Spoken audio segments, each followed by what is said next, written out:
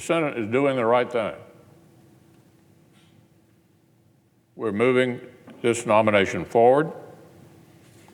And colleagues, by tomorrow night, we'll have a new member of the United States Supreme Court. The vote comes a day after Democrats tried to filibuster the nomination to protest the decision they say should be decided by the winner of the presidential election. It's just days away, with a record number of Americans already having cast their ballots. Even GOP Senator Lisa Murkowski flipping to support, after first saying she would not vote to confirm a nominee during an election year. Now she's a yes. I believe that the only way to put us back on the path of appropriate consideration of judicial nominees is to evaluate Judge Barrett as we would want to be judged, on the merits of her qualifications. And we do that when that final question comes before us. And when it does, I will be a yes. It sets a terrible, terrible example for the American people. And nothing could be a more apt metaphor for what's going on here.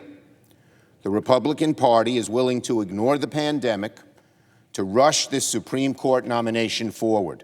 Sunday's all-night debate was largely symbolic, as it's clear Senate Republicans have the votes to place Amy Coney Barrett on the nation's highest court. Democrats opposing Barrett's confirmation also holding fast to accusations that Barrett and a 6-3 conservative majority on the court threatened the ACA, known as Obamacare, as well as reproductive health rights.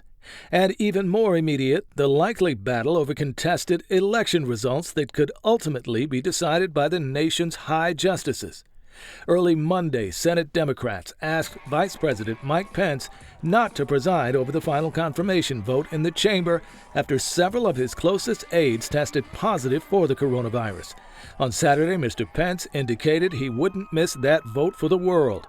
Utah Senator Mitt Romney Monday morning saying Barrett's confirmation is needed to restore faith in public government. It's essential that the Supreme Court retain the trust of the nation. It may be one of the very few, if not the only, of the institutions in which the great majority of Americans have confidence.